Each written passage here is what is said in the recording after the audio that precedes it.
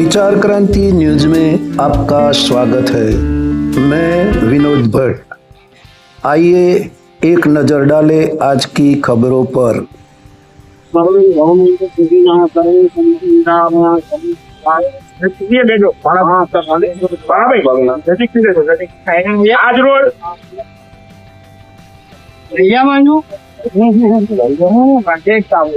આજ રોજ નડિયાદ વિધાનસભાના ધારાસભ્ય અને ચેરમેનશ્રી જાહેર ઇન્સાફ સમિતિ શ્રી પંકજભાઈ દેસાઈ સાહેબનો જન્મદિવસ છે। એ નિમિત્તે દર વર્ષે Bharatiya Janata party ward number 2 પરિવારથી અમે વૃક્ષારોપણનું આયોજન કરીએ છીએ અને ફળોનું વિતરણ કરીએ છીએ।